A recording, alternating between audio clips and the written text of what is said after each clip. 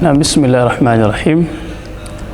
الحمد لله رب العالمين، وبه نستعين على أمور الدنيا والآخرة. اللهم صل وسلم وزد وبارك على سيدنا محمد وعلى آل سيدنا محمد ومن تبعهم بإحسان إلى يوم الدين. أما تندقى أمالونجي الله سبحانه وتعالى tumwebaza Allah subhanahu wa ta'ala olw'obuwangazi buno bwatuwadde obulungi.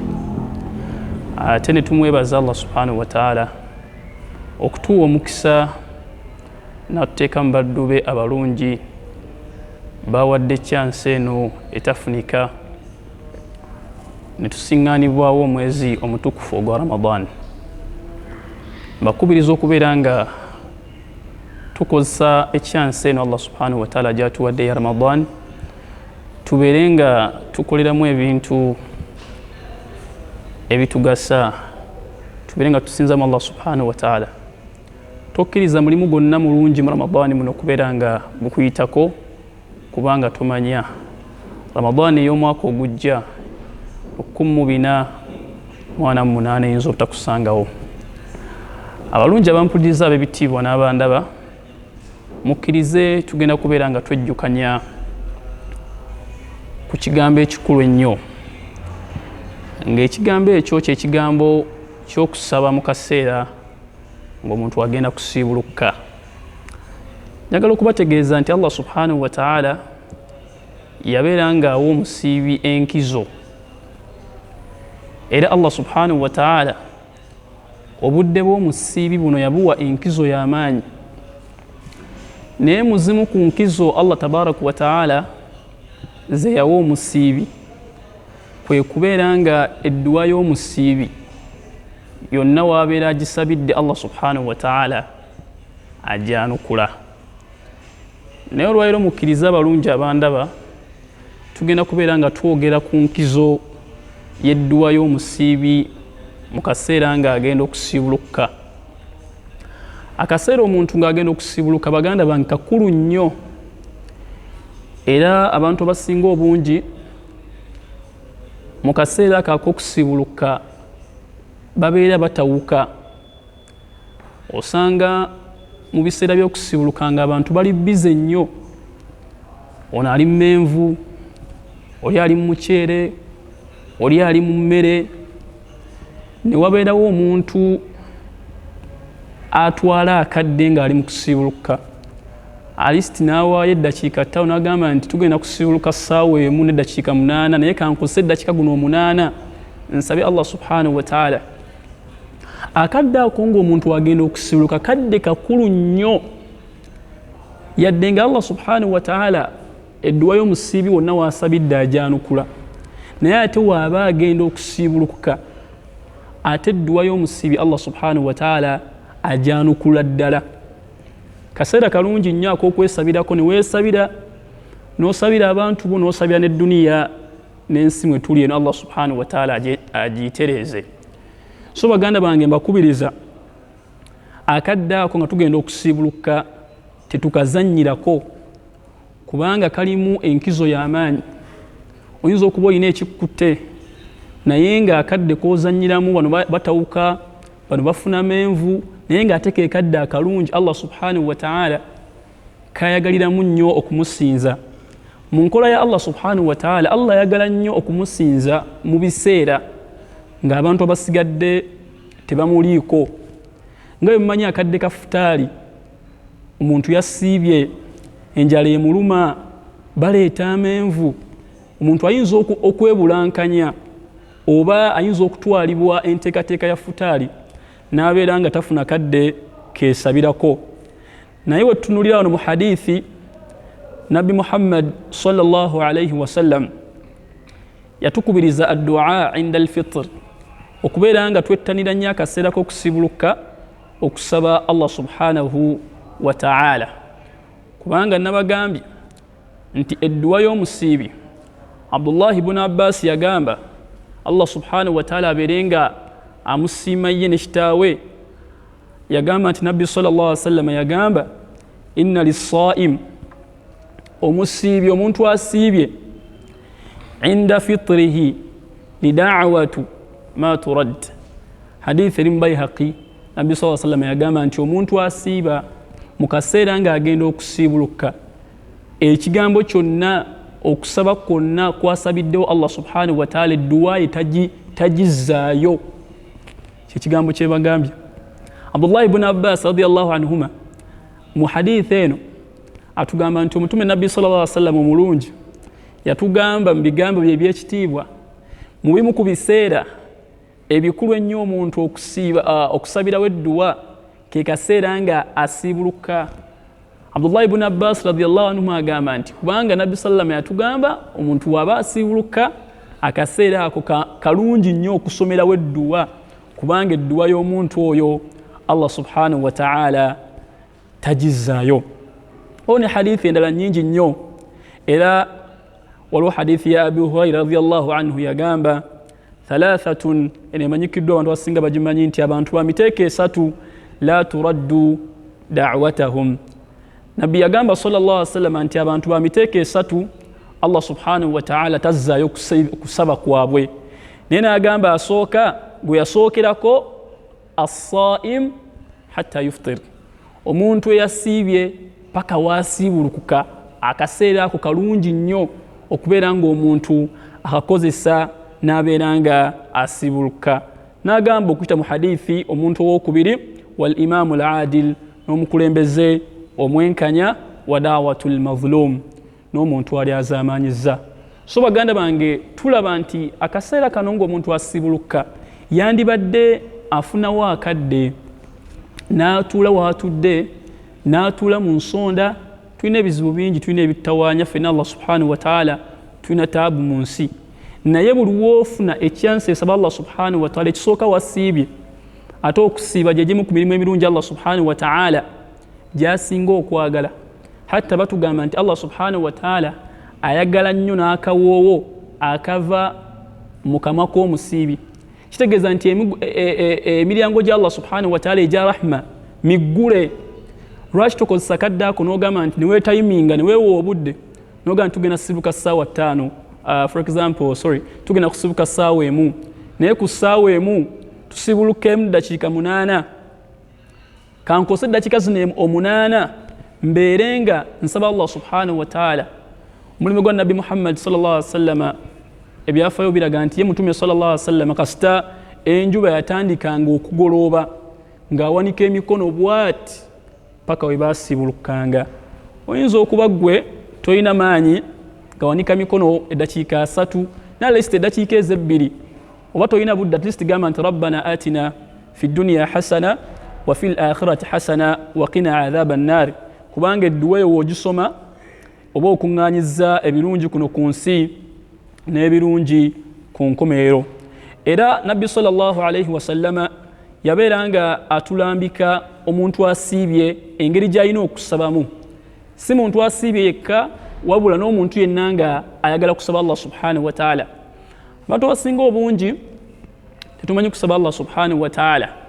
Batugamba nti omuntu agenda okusaba Allah subhanahu wa ta'ala, oba oyagala Allah subhanahu wa ta'ala akwanukule, olina okubeera ng'oteekateeka edduwaayo, n'obeera nga osaba Allah subhanahu wa ta'ala ebintu nga birimu omugaso. Ekisookera ddala nga gwe kennyini weesabira nga teweerabidde kusalira ku Nabbi Muhammad sallallahu alayhi wa sallama, n'obeera gwe kennyini niweesabirako. Omala okwesabirako n'osabira ailatek, famire yo. Omala okusabira famire yo n'osabira n'ensi yonna. Yensonga lwaki mu aya ezisinga obungi mu Qur'an mulimu rabbana, tukozesa rabbana nti ayi mukama waffe Allah subhanahu wa ta'ala.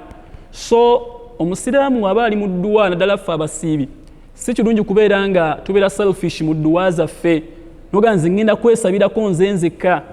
Kuba mukimanyi bulungi nti singa omuntu asaba Allah subhanahu wa ta'ala naye ng'asabira muganda we, malayika ziddamu ne zigamba nti Allah naawe asooke kuwa ggwe, kakitegeeza nti batulambika naddala omuntu eyasiibye ekyansi gy'oyina ng'ogenda kusaba Allah subhanahu wa ta'ala tewali akuganye. Omala okusalira ku mutume Nabbi sallallahu alayhi wa sallam wa alihi wa sallam, beera nga weesabiranga ggwe, osabire ku bantu bo ab'eŋŋanda zo, osabire ne umma. Ate mu kusaba kuno obusiraamu bubeera nga butuziyiza ne bubeera nga butudiscouraginga omuntu okubeera nga asabira abantu ebibi. Nkimanyi bulungi muno mu nsi mulimu abantu ababi. Muno mu nsi mulimu abantu ababi nga batukosa era nga batukosa naye ffe ekigambo kyaffe nga abakkiriza kiri kimu tubakwasa Allah subhanahu wa ta'ala tugamba nti wanufawwidh umurana ila Allah. Abantu abo tubakwasa Allah subhanahu wa ta'ala newe buli baddi Allah tabarak wa ta'ala amazima jaggajjayo. Newe buli baddi Allah subhanahu wa ta'ala Allah yewayo okutaasa omuntu ali azamaanyiziddwa. So baganda bange sikya mu mpisa za muntu asiibye sikya mu mpisa za muntu ali mu kusaba okubeera nga osabira abantu ebibi nobeera nga osaba edduwa ezikolima wasiibye naye omuntu yakosa. Tukimanyi bulungi nga mbagambye nti abantu abatali balungi gye bali bitonde bya Allah subhanahu wa ta'ala bikosa naye tukosa chance noga nti batugambye nti edduwa y'omusibi Allah subhanahu wa ta'ala tagizaayo noga nja musabira edduwa ejja mukwata. Wabula ekigambo kyaffe kigamba nti Allah subhanahu wa ta'ala abantu abo abamanyi. Innama nashku bathana wa huznina ila Allah. Ennaku yaffe n'embeera yonna gye bayinza okuba nga bakuyisaamu kikaabire Allah subhanahu wa ta'ala kubanga oyinza okumusabira ekintu ng'olaba kyekinene ekisinga okuba ekibi gyali ate nga Allah subhanahu wa ta'ala yamanyi ekimujjaamu. Wabula ensaba entuufu kusaba Allah subhanahu wa ta'ala atukingiriza obubi bwe balimu n'obubi bwabwe n'enkwe zonna zibabeera nga batupulaningira otutuukako. Ogaya Allah nsaba obankingirize oba nteeke wala ontaasa obubi bwabwe era Allah subhanahu wa ta'ala gwamanyi ekibajjaamu. So almuhimu ensonga esinga okuba enkulu wano eno nti omusiibi waba ali mu kusaba edduwa ze ng'agenda okusiiba tekikubirizibwa nnyo kubeera ng'asaba edduwa ezikolima wabula abeere ng'asaba Allah subhanahu wa ta'ala amukingirize obubi bw'ebitonde. Allah subhanahu wa ta'ala ajja kubeera ng'awulira edduwa ate Allah subhanahu wa ta'ala yawangula. Wallahu ghalibun ala amri. Allah subhanahu wa ta'ala talimwa muwanguzi ku buli nsonga. So baganda bange yadde tuyina bye tuyitamu ebirala tuyina abantu ono simwagala ono yankola bwati ono muli azamaanya ono yanjogerako ebibi ono yakola bwati. Abantu abo ffe tugamba nga abakkiriza Allah subhanahu wa ta'ala yalwana entalo z'abakkiriza era walau baada hin kabuli bedde Allah subhanahu wa ta'ala ajja kubeera nga aziwangula. So baganda bange abasimba kubiriza mba mugenda okusiiba temusaba dduwa mbi zikolimira balala wabula tusabire abantu baffe abaana baffe n'abaŋŋanda zaffe ebirungi. Ate oba ogenda okusaba teweerabya kutendeeza Allah subhanahu wa ta'ala n'obeera nga omusuuta n'osalira ku Nabbi Muhammad sallallahu alayhi wa sallam. Yensonga lwaki mulaba Nabbi Muhammad sallallahu alayhi wa sallam yewe yali agenda okusibuluka yayogeranga ebigambo hadithi Nabbi sallallahu alayhi wa sallam batugamba nti yewe yali agenda okusibuluka yagambanga Allahumma laka sumtu wa bika amantu wa ala rizqika aftartu. Edduwa emanyikiddwa muntu aba agenda okusibuluka abeera nga agamba nti Allahumma laka sumtu ay Allah nasibye ku lulwo wa ala rizqika aftart ati Allah munnange ku rizkiyo entende gy'okutte mina sunna. Era tubakubiriza omuntu agenda okubeera nga asibuluka okubeera nga asibulukira ku bintu ebiri sunna ng'amazzi oba entende n'abeera nga asaba Allah subhanahu wa ta'ala abeere nga akkiriza. Nabbi yagambanga nti Allahumma laka sumtu ay Allah nsibye ku lulwo wa bika amantu ate gwe Allah subhanahu wa ta'ala gwe nzikiririzaamu wa ala rizqika aftartu ate ne ku bugabirizibwa buno kwe ngenda okubeera nga nsibuluka. Yayongeranko n'agamba nga dhahaba adh-dhama'u ennyonta ewonye wabtallat al-uruqu n'emisuwa gitobye wathabata al-ajru insha Allah n'empeera zikakase mu maaso ga Allah subhanahu wa ta'ala. Otunuulira ebigambo bya Nabbi Muhammad sallallahu alayhi wa sallama mulimu okutendeeza Allah subhanahu wa ta'ala n'okumusuuta n'okubeera nga tubeera nga tumuteeka mu kitiibwa ekimugwana n'omuwa amatendo nga bwe yagamba nti Allahumma ay Allah laka sumtu. Mulimu iman okulaga nti osiibye ku lwa Allah subhanahu wa ta'ala ate otunye edduwa ya nabbi Muhammad sallama wabika amantu mulimu okubeera nga anywezaawo shahada wa ala rizqika aftarutu mulimu okutenda Allah subhanahu wa ta'ala olw'obugabirizi bwe ng'omugamba nti huwa arrazaq na bino byogenda okusibulukako bya Allah subhanahu wa ta'ala.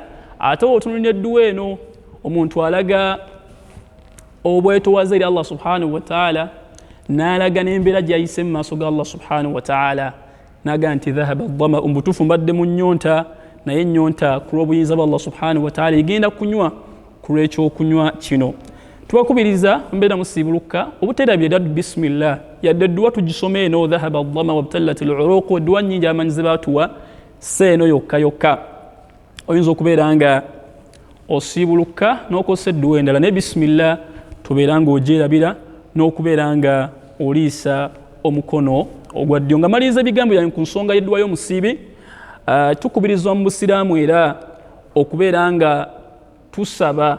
Mukimanyi bulungi nti mu busiraamu kya sunna okusiibulira omuntu asiibye era batugamba nti omuntu man aftara saa'ima omuntu asiibulira omuntu asiibye Allah subhanahu wa ta'ala amuwa empeera ez'omuntu z'asiibidde ono ate nga n'omuntu asiibye Allah subhanahu wa ta'ala tamukendezzaako kigambo kyonna. Waliwo hadithi waneva ku Anas radiyallahu anhu yagamba aftarna ma rasulillah sallallahu alaihi wasallama twasiibuluka ne nabbi Muhammad sallallahu alaihi wasallama. Nabbi sallama Anas atunyumiza radiyallahu anhu nti basiibuluka naye ne babeera nga bamusembereza zabiban omuzabbibu oba ebibala ebyo bayita zabibu. Agamba nti fa akala wa akalna omutume nabbi sallallahu alaihi wasallam analya ku mizabbibu gino naffe ne tulyako.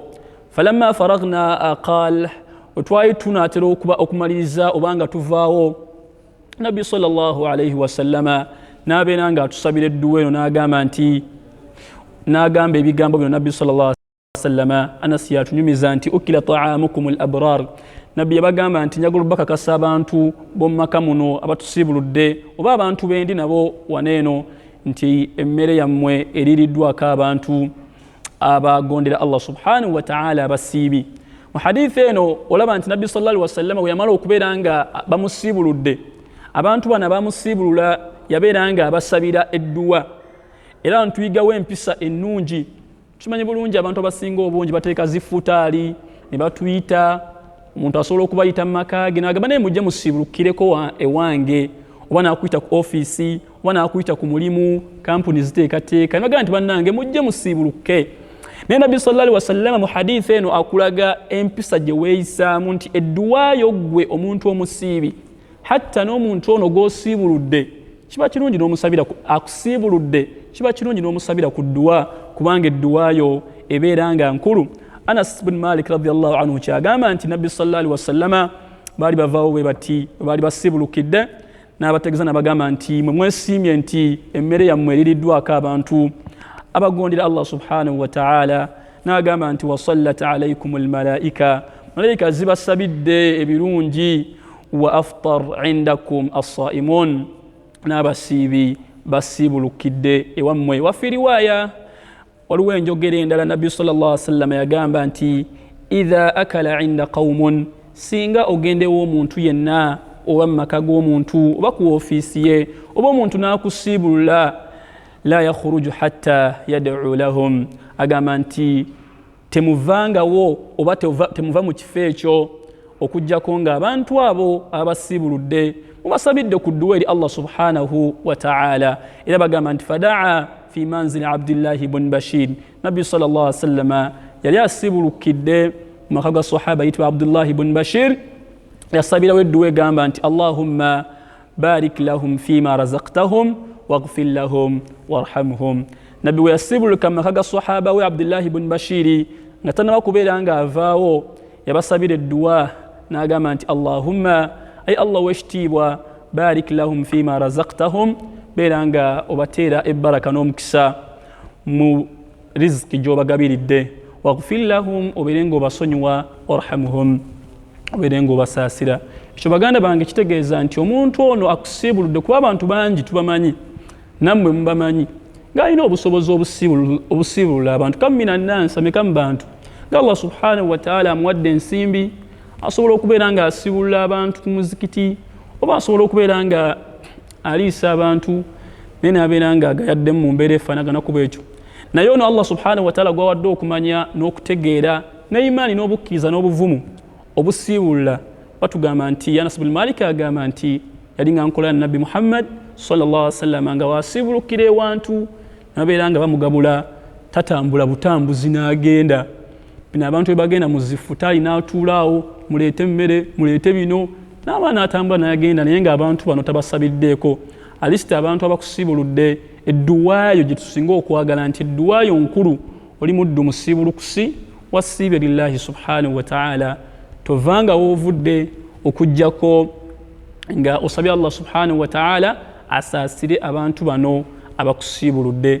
Nawe kennyini asiibuludde abantu tukubiriza nti abantu bano boosiibuludde baliko wankiyite kanjogere mu njogera ennaku zino amasannyalaze baliko rahma ya Allah subhanahu wa ta'ala nti edduwa zaabwe zisiŋŋana bali kumpi ne Allah subhanahu wa ta'ala. So tukubiriza abantu abo obayite obeere nga obagamba nange munsabireko wemala okusaba oba musobola okusaba nga futaali tennaba oba musobola okusaba nga futaali ewedde. Almuhimu kusabira abantu baneeno tubasabira tusaba Allah subhanahu wa ta'ala abeere nga abasaasira abagabirire abeere nga abaddizaawo byonna yabadde nga bateekedde. So baganda bange yembeera efaanaganako bwekyo maliriza ebigambo byange nga mbakubiriza okubeera nga tetugayaalirira kaseera ka kusiibulukuka kubanga akaseera ako Allah subhanahu wa ta'ala yakatuwaffe nga abakkiriza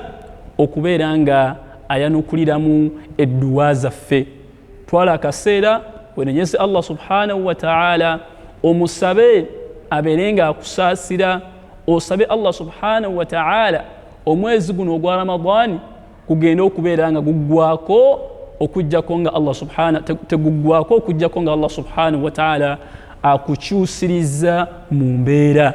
Naye woonaagayaala ennaku zino zitambudde zigenda Ramadan ejja toyina garanti oba enaakusanga. Osoba nange buli bakubiriza buli enna sijja kuba bakubiriza akaseera k'okusiibuluka tukatwale nga kaseera kakulu nnyo. Sheddu z'okola manya nti oyina enkizo mu maaso ga Allah subhanahu wa ta'ala era edduwa zo ziriko ekisa kya Allah subhanahu wa ta'ala. Tomanya oyinza okusiibuluka leero Allah subhanahu wa ta'ala n'awulira ebigambo byo n'abeera nga akuta n'abeera nga akuteeka mu baddu abasiibye n'ebigambo ebyo. Nsaba Allah subhanahu wa ta'ala abeere nga akkiriza okusiiba kwaffe. Nsaba Allah subhanahu wa ta'ala abeere nga akkiriza edduwa zaffe. Subhana rabbika rabbil izzati amma yasifun wa salaamun ala al-mursalin walhamdulillahi rabbil alamin. Wassalamu alaykum wa rahmatullahi wa barakatuh.